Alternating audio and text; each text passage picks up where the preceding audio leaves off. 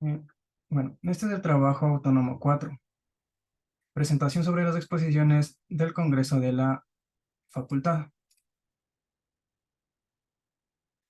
Vamos a presentar en primer lugar sobre los oligoelementos tóxicos y esenciales en la leche de vaca producida en las zonas altoandinas en la región Apurímac, Perú. La leche es un alimento saludable y presenta un componente importante en la dieta humana. Es una fuente ideal de macro y microelementos como el calcio, el potasio, el zinc, el cobre y otros elementos más. También la leche puede estar contaminada por otros metales tóxicos como el cadmio, el mercurio, el arsénico y el níquel.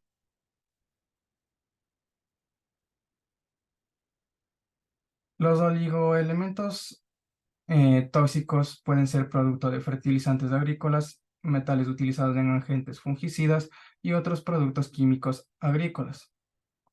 Los metales pesados llegan a la leche de vaca principalmente a través del alimento del ganado y del agua potable. Los elementos tóxicos. Los elementos pesados llegan a la leche de vaca principalmente a través del alimento del ganado y del agua potable, como dijimos anteriormente.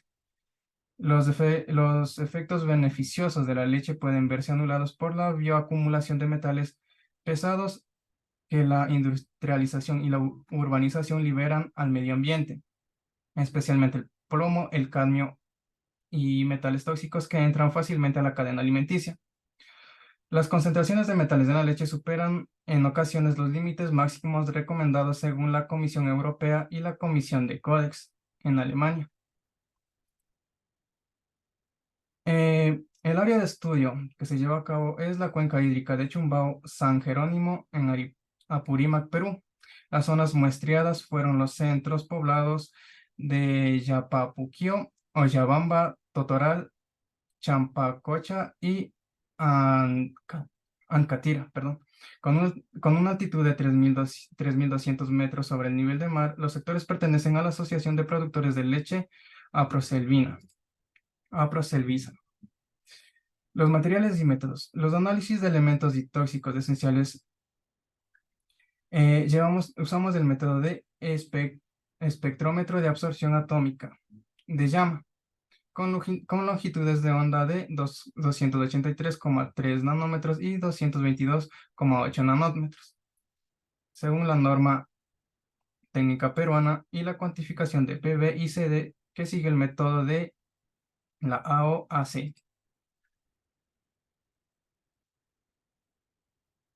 Como resultados, obtenemos que en las concentraciones de los oligoelementos tóxicos y esenciales de la leche, podemos ver en la tabla que en el parámetro del cadmio tiene una media de 0,0287 y entre 0,0287 más o menos, y una mediana de 0,245. Perdón, era 247 y 247, y una mediana de 245, en un rango de 0,230 y 0,271.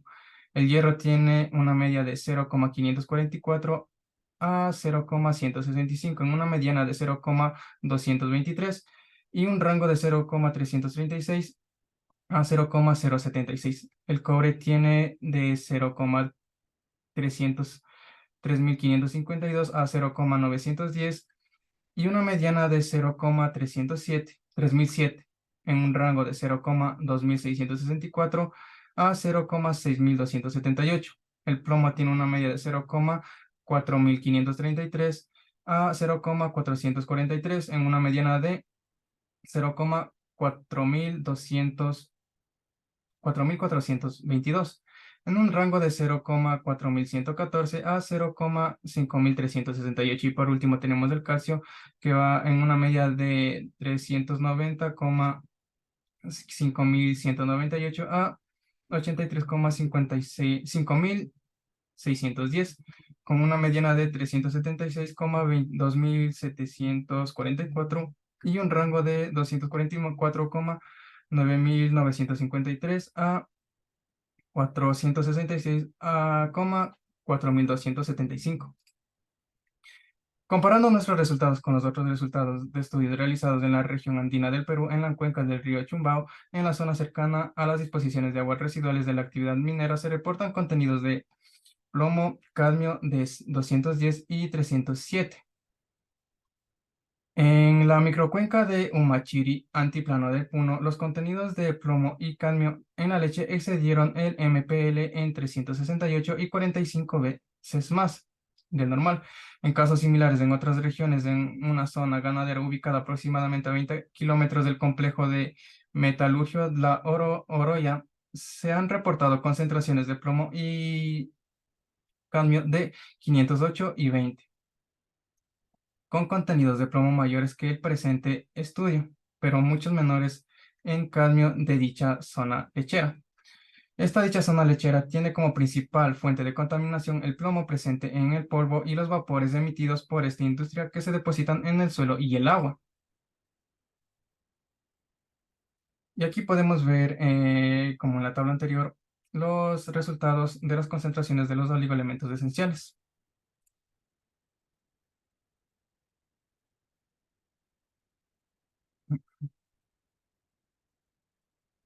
Bien, entonces, los niveles medios de cobre y hierro en nuestras muestras de leche cruda de vaca en todo el mundo oscilaron entre 0,0136 y 36 miligramos por cada litro, entre 0,33 y 16,4 miligramos por cada litro respectivamente en el año del 2020. La presencia de metales pesados como el plomo y el cadmio se asocia a cambios en el perfil de oligoelementos en la leche y afecta negativamente la calidad nutricional del producto. Por ejemplo, al reducir el contenido de hierro, al reducir el contenido de hierro, las deficiencias de oligoelementos en el ganado prevalecen en diferentes regiones de Brasil, especialmente en varias zonas de clima semiárido durante la estación seca. Los pastos generalmente son sobrepastoreados, lo que provoca la deficiencia de minerales en los rebaños y surillanto. Aquí podemos ver los resultados de la discusión. En efecto, el significado de las concentraciones de cadmio, plomo y cobre en la leche, que fueron de entre 94, 90 y 32% más altas de nuestras muestras de leche cercanas a las carreteras principales en las carreteras principales a las que tomaron nuestras muestras de leche en las zonas S alejadas de las carreteras urbanas. En conclusión, en la investigación se presentan los dos hallazgos que se muestran en la leche cruda de vaca en el distrito de San Jerónimo de la región Apurímac, que contiene altos niveles de plomo, pero bajos niveles de elementos esenciales como el cobre, el hierro y el calcio.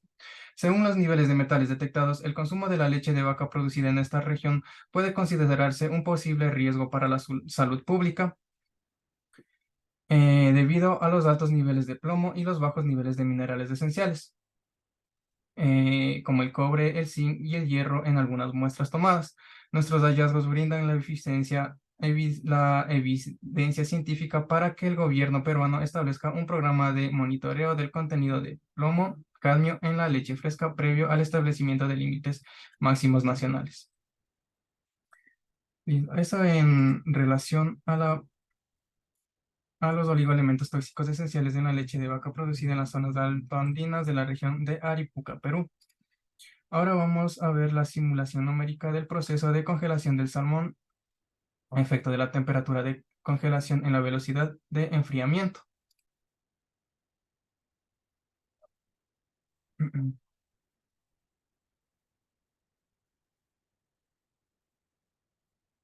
El salmón es un pez marino de agua dulce de hasta 1,5 metros de longitud.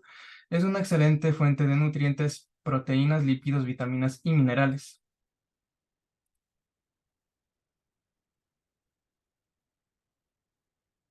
Listo. Como vemos aquí en las gráficas, podemos ver las exportaciones chilenas de alimentos en el 2021, el valor exportado en millones de dólares y los destinos salmónidos chilenos en 2020, según los altos estándares de calidad.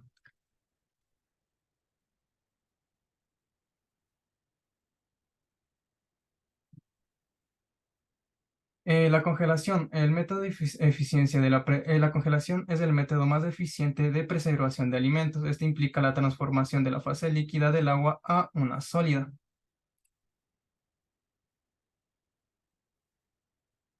Entonces, para los parámetros de congelación tenemos la temperatura y la velocidad. Y en esta tenemos el tamaño, la morfología y la distribución que se asocian con los cristales de hielo que tendrá nuestro, nuestra carne. La congelación de alimentos tiene un alto consumo de energía.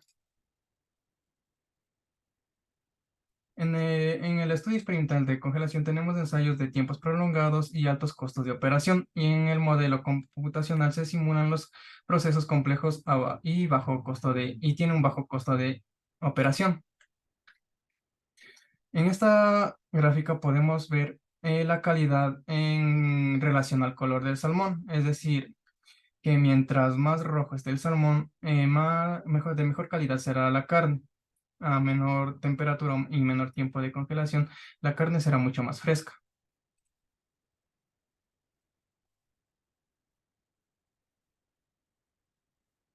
Y así el costo del salmón irá aumentando dependiendo del color. Entre más color rojo tenga, más caro será. Y mientras más color blanquecino tenga, más económico va a ser. Entonces tenemos como objetivo simular el proceso de congelación del salmón y analizar el efecto de la temperatura de congelación en la velocidad de enfriamiento. Entonces para esto tenemos una estructura. El preproceso. En el modelo físico tenemos la representación geométrica del sistema real y tenemos el modelo matemático, que son los principios y leyes que gobiernan la naturaleza. Y por último tenemos la generación de la malla, que es el espacio discreto o el dominio computacional. En el modelo físico tenemos la visualización de análisis y resultados en gráficos 2D y 3D. En el modelo matemático, tanto como en la generación de la malla, tenemos la solución del sistema estadístico, algoritmos sofisticados y eficientes y la discretización de ecuaciones discretas mediante métodos numéricos. Y aquí igualmente podemos ver que la microestructura, que cuando la carne está fresca a 4 grados centígrados en comparación de cuando está congelada a menos 20 grados centígrados y a menos 80 grados centígrados, la composición de la carne cambia y su valor igual disminuye.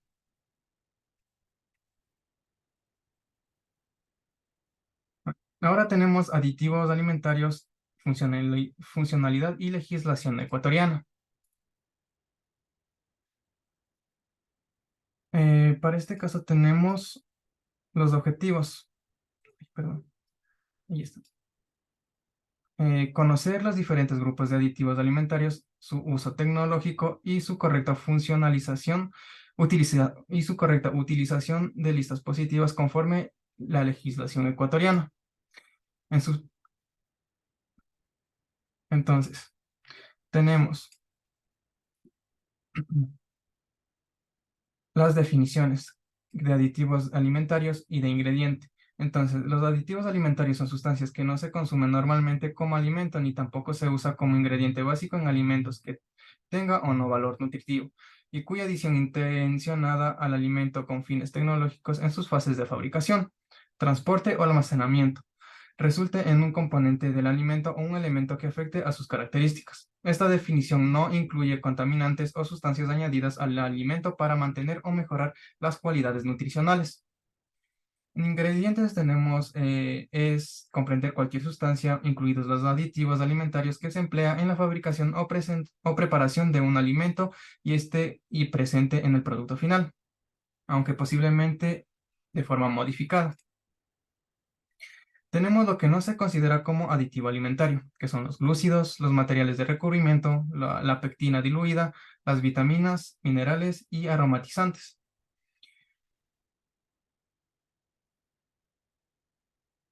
Aditivos buenos o aditivos malos.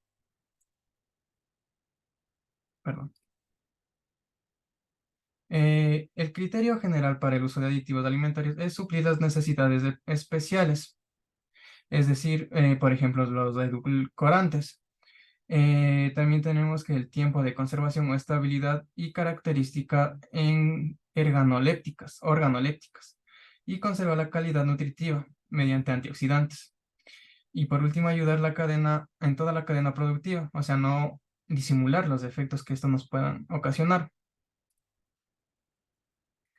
Los criterios generales para el uso de alimentos aditivos alimentarios es que se justifique la necesidad tecnológica y el objetivo que se busca no puede alcanzarse por otros medios.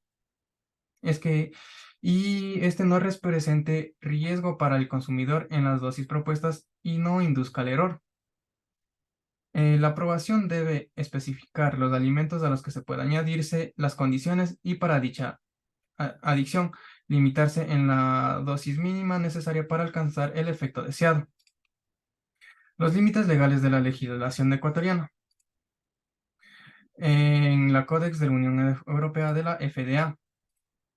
En esta tenemos las listas positivas de alimentos, aditivos alimentarios, aditivos permitidos en la agrupación según su acción, el nombre genérico o químico, el número de identificación del producto siguiendo la normativa, alimentos o casos en los que se puede añadir cada aditivo y la dosis máxima a la que se puede usarse en cierto alimento o bien se indica en la BPF. Entonces tenemos en el artículo 15 que para el uso de aditivos alimentarios en las formulaciones de los alimentos no procesados, tanto nacionales como extranjeros, se debe regir no a lo establecido por la NTE y la INEN Codex 122, norma general de los códex para los aditivos alimentarios, o a la norma de Codex de Stand 194-1995, norma general para los aditivos alimentarios vigentes, o el reglamento de la Unión Europea o el Código de Regulación de Alimentación de las Drogas y Alimentos en los Estados Unidos por la FDA. En caso de una nueva, digamos, tenemos también la norma técnica ecuatoriana INE Codex 192, que es idéntica a la norma internacional. El comité responsable de esta adopción de esta norma es la técnica ecuatoriana en el Comité Técnico Normalizado de Aditivos Alimentarios.